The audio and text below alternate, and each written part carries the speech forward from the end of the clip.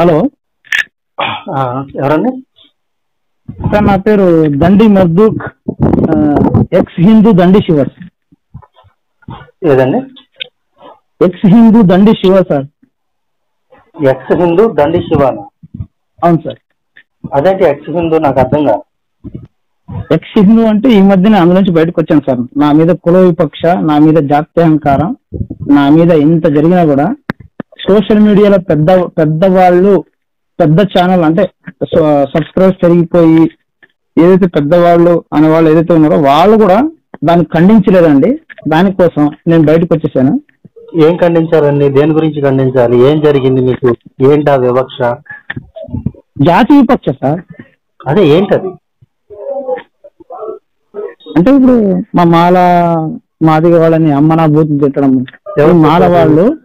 మీ మాల వాళ్ళ జీవితం, my mom అంటే మా మమ్మీ పంపించిన ఐఫోన్ కూడా వాల్యూ కాదు మీ జీవితాలని చెప్పడం. అది ఎవరు చెప్పారు అలా అని? ఓకే సార్, చెప్పారులేండి అలా. ఓకే సార్, పని రాజేస్తారు కదండి? అవునండి, నేనే మాట్లాడేది. ఓకే సార్, మీ శిష్యుడితో మాట్లాడాను. తర్వాత సార్ మీరంటే చాలా చాలా సంవత్సరాల నుంచి మీరు you are the most senior sir. Hindu ధర్మం కోసం పోరాడే వాళ్ళ దాంట్లో you are the most senior. ఆ విషయం నాకు తెలుసు. ఓకే, అలా కాదు. మీరు ఇప్పుడు ఆ జాత్యహంకారం అని చెప్పి మాట్లాడారు కదా, అది ఎవరితో మాట్లాడారు? దేని గురించి మాట్లాడారు? ఏంటి అసలు కాన్సెప్ట్? నాకు తెలియకుండా నేను చెప్పలేను కదా.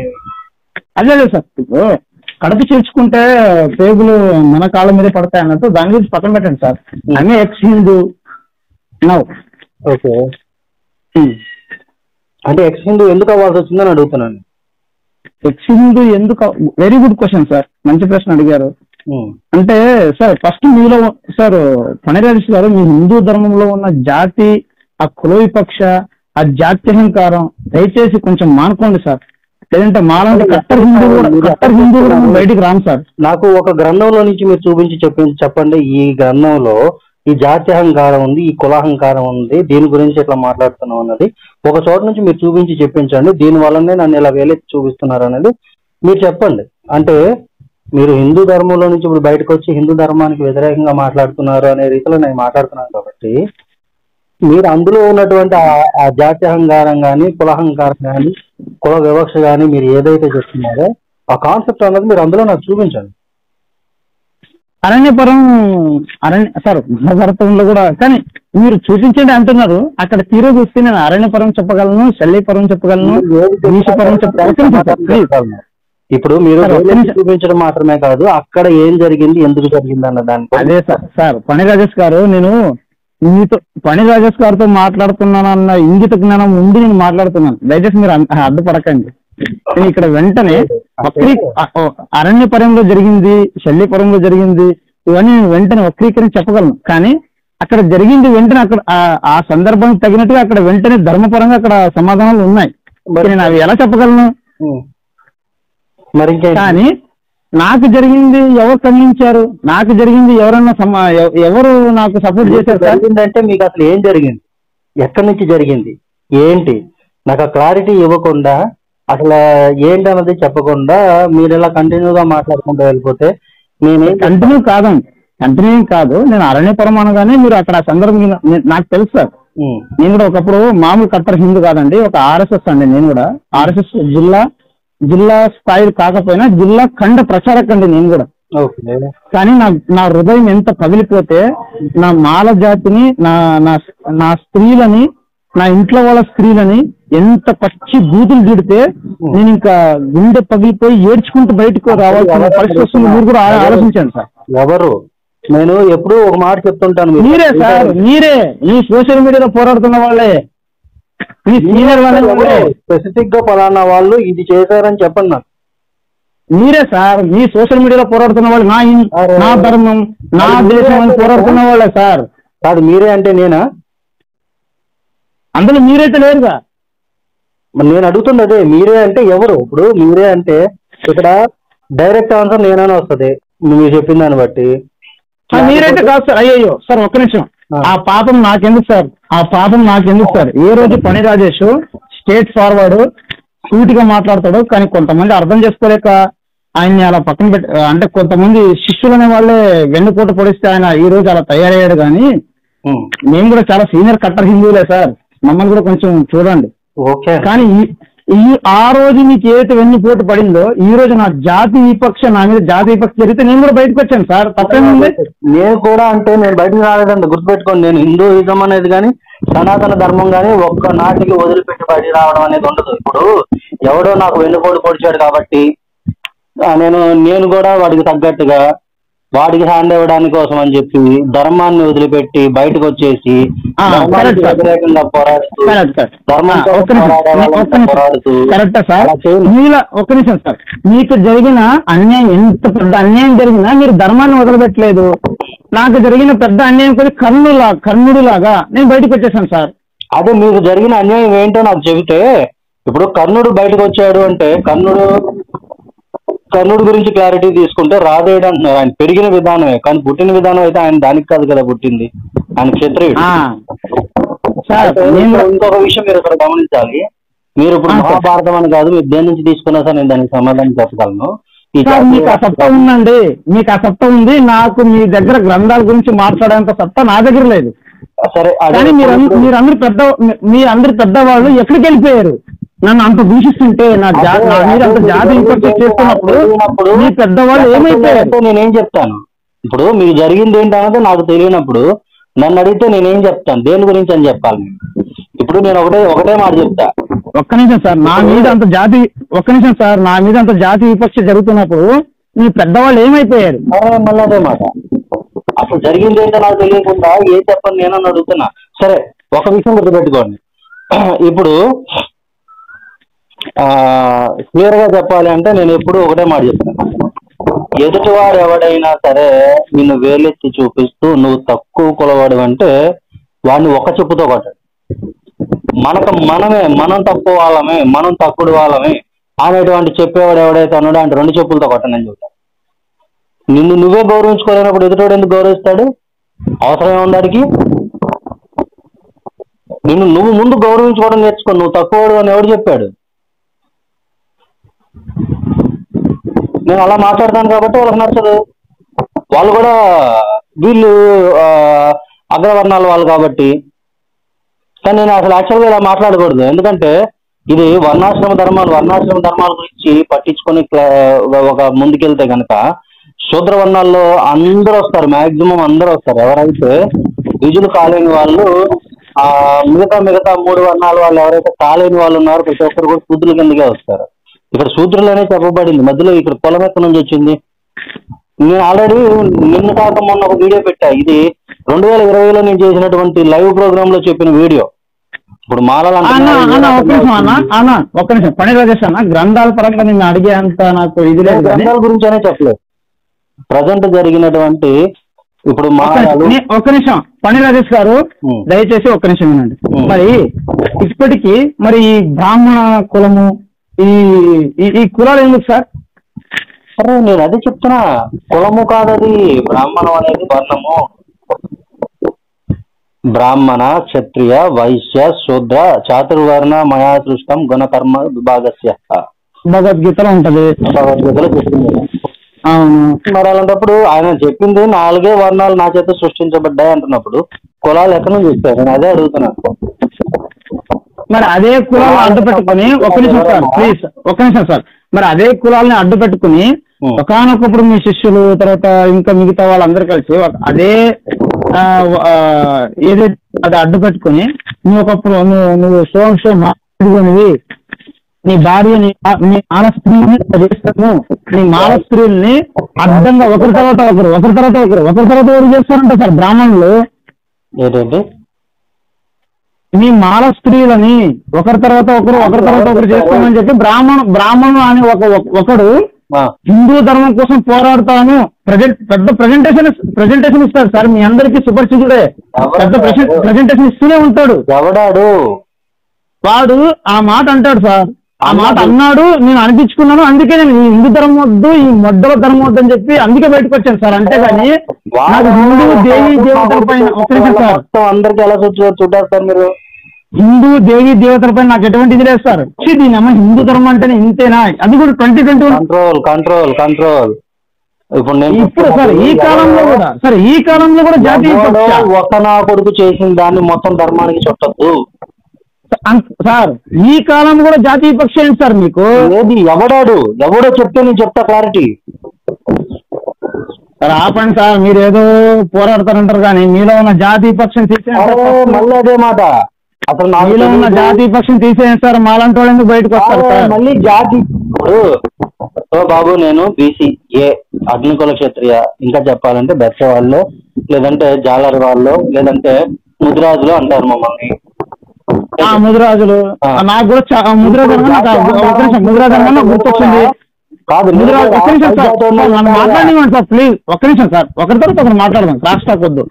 ముదిరాజులు నాకు గుర్తొచ్చింది. నేను హిందూయిజం వదిలేసాను, హిందుత్వం అంటే ఇలాగా ఆడెవడో ఒకటి చేసిన దానికి ఇప్పుడు ఆ లెక్కన నేను చెప్పాలనుకుంటే నాకు వెనుపడి పోసిన దానికి నేను కూడా వెళ్ళిపోయి దీంట్లో చేరిపోయి హిందూయిజం వదిలేసుకొని నేను చేయొచ్చే. నేను చేయలేదు అలాగా. ఎందుకంటే చేసింది ఒక చెత్తనాగుడికి అయినప్పుడు నీకు చేతనైతే వాడిని ఎదుర్కో, లేదంటే వాడి మీద దాడి చేయడానికి వాడి శత్రువులు ఎవరున్నాడో చూడు, వాళ్ళందరినీ సమీకరించుకో. శత్రువుకి శత్రువు మిత్రుడు, వాళ్ళందరినీ సమీకరించుకో. కొడితే దెబ్బ నా కొడుకు రెండోసారి లాగకూడదు. నేను కూడా నేను చెప్తున్నా, జాతి కులాలను పెట్టి ఎవడైతే చేస్తున్నాడు ఇప్పుడు మహాసేన రాజేష్ గారికి నేను అంతలా ఎందుకు తగులుకున్నాను? ఎస్సీ ఎస్టీ బీసీలు అంటాడు మాట్లాడితే, ఆడు క్రైస్తవుడు. మతం సార్ సార్ సార్ మీరే మాట్లాడుతున్నారండి ప్లీజ్ సార్. బడిరాజేష్ గారు చాలా చాలా సార్ తప్పుగా సార్. సోషల్ మీడియాలో ఫస్ట్ లో ఒక విప్లవం హిందూ ధర్మం వైపు సోషల్ మీడియాలో ఒక విప్లవం తీసుకొచ్చిన వ్యక్తి మీరే. దయచేసి ఒక్క నిమిషం ఆగండి సార్ ప్లీజ్. చెప్పండి. నేను అనేది ఏంటంటే, ఇప్పుడు మీరు ఏదైతే మీరు ఈ మాడాసేన సారీ నేను ఇప్పుడు క్రైస్తవుని కదా, ఈ మహాసేన అనే ఒక ఏదైతే ఆ రాజేష్ గారు ఆయన పైన నేను కూడా లైవ్ మీద లైవ్ పెట్టాను. అంటే ఇప్పుడు క్రైస్తవులా మీరు? ఇప్పుడు నేను క్రైస్తవుడిగా మారిపోయాను సార్. నాకు వద్దు. ఇంత జాతి వివక్ష ఉన్నప్పుడు నాకెందుకు సార్ ఈ ధర్మం? అందులో జాతి వివక్ష లేదంటున్నారు అయితే? లేదు సార్. క్రైస్తవంలో జాతి వివక్ష లేదా? లేదు.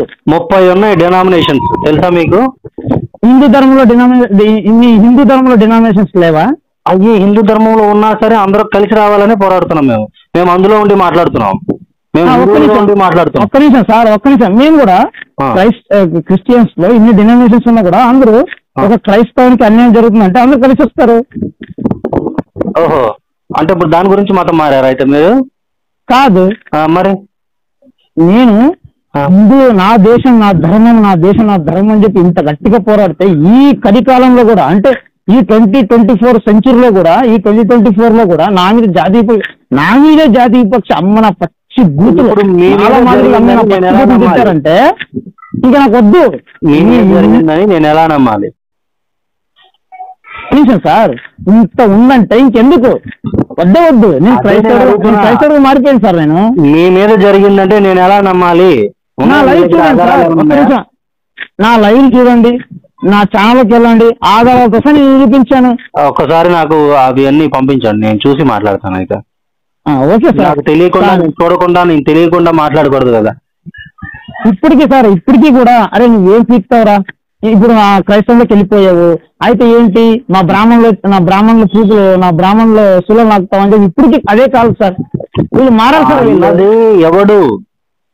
వీళ్ళు మారారు సార్. వీళ్ళు మారరు అన్నది ఎవడు? ఎందుకు మారారు? ఎవరు చెప్పారు మీకు? ఎవడో ఒక నా కొడుకు చేసే దీనికోసం మొత్తం అందరికి చుట్టడం అనేది తప్పు సార్. ఒక్క నిమిషం సార్. మతోన్మాదంపై రామాయణం అనే ఒక ఛానల్ ఉంది, మీకు గుర్తుందా? అవును. అందులో కమ్యూనిటీ పోస్ట్ లో ఒకడు ఫోటో పెట్టారు. వీడొక RSS పేరు చెప్పుకుని, వీడొక పెద్ద క్రిమినల్, వీడొక దొంగ, వీడొక పెద్ద ఎర్రి పువ్వు, వీడు అసలు RSS కానే కాదని చెప్పి నా నంబర్ పెట్టి అంత పచ్చి బూతుగా నా గురించి రాసి,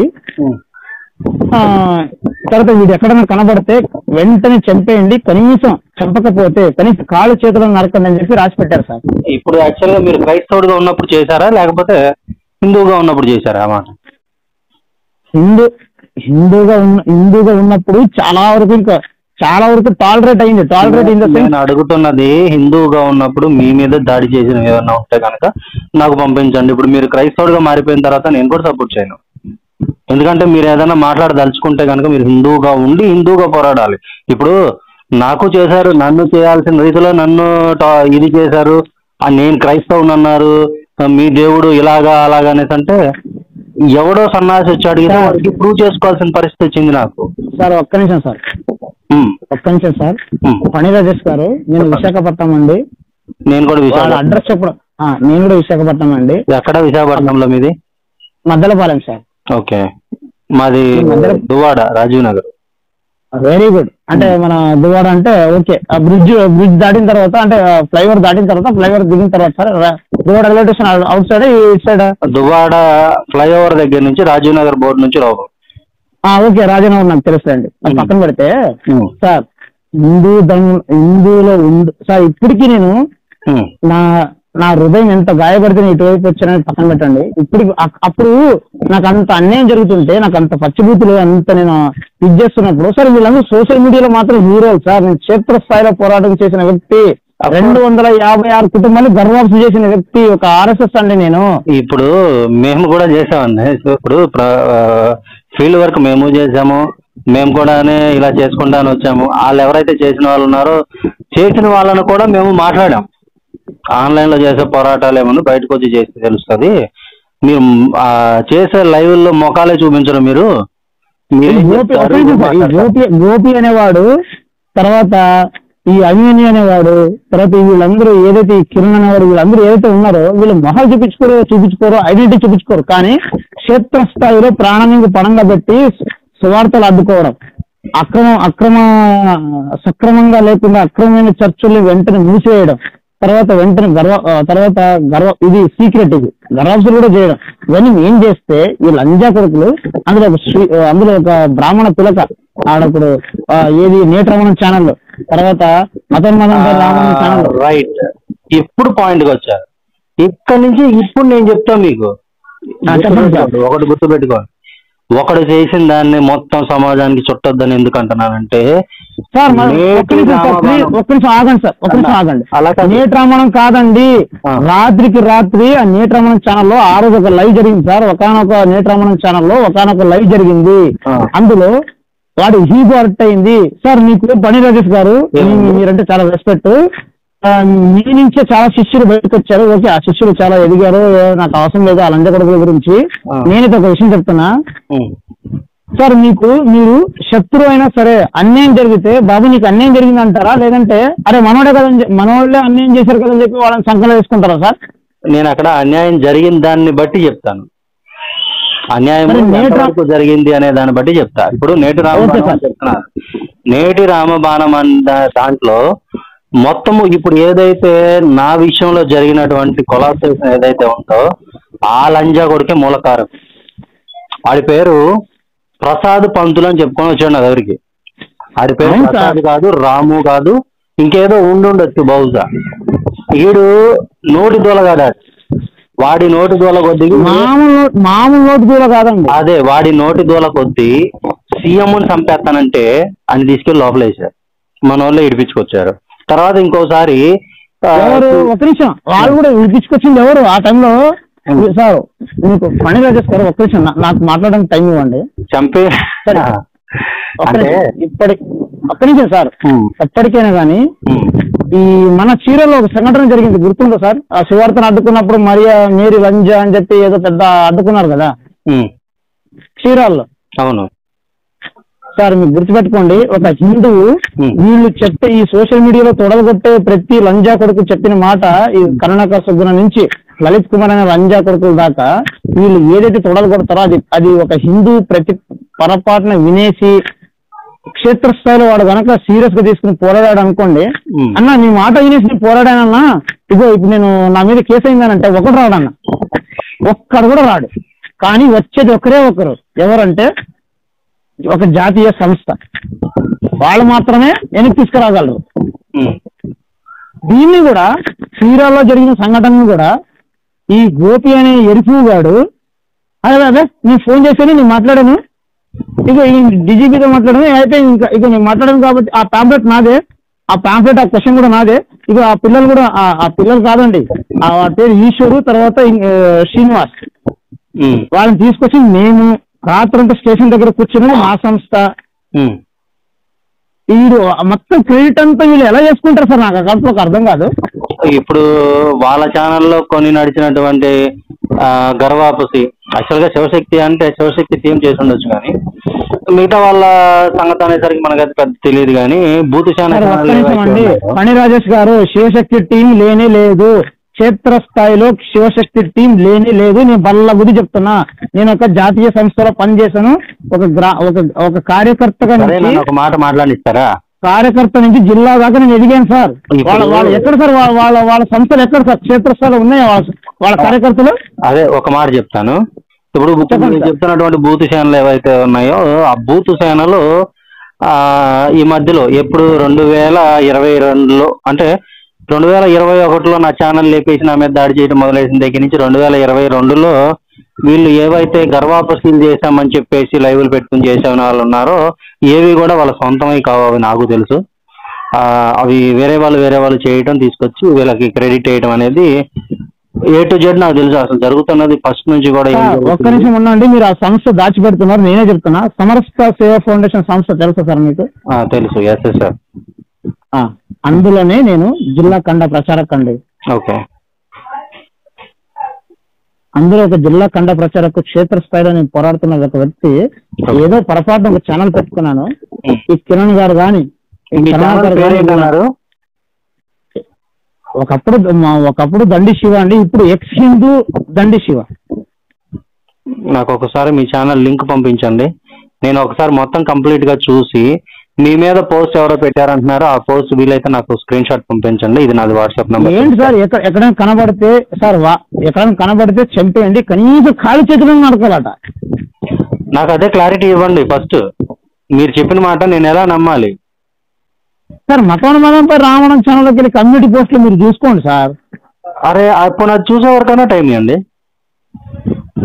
తర్వాత మిమ్మల్ని టార్గెట్ చేశారు అంటే ఒకటి గుర్తుపెట్టుకోండి, మీరు క్రైస్తవులుగా అయితే టార్గెట్ చేస్తుంటే ఓకే, నేను పట్టించుకోను. కాదు సార్, క్రైస్తవుడుగా అవ్వడానికి ముందు చాలా జరిగాయి లోపల. ఎన్ని కుండలు బద్దలైపోయాయి. మీరు క్రైస్తవులుగా మారే నాలు అవుతుంది. నేను నెల రోజులు అవుతుంది సార్. సరే, అయితే నాకు ఇప్పుడు మీరు ఏవేవైతే చెప్తున్న వాళ్ళు ఉన్నారో ఇప్పటి వరకు మీరు చెప్పినవి మొత్తం అన్ని కూడా నాకు ప్రూఫ్ల కింద పంపించండి, నేను మొత్తం చూసాక మాట్లాడతాను.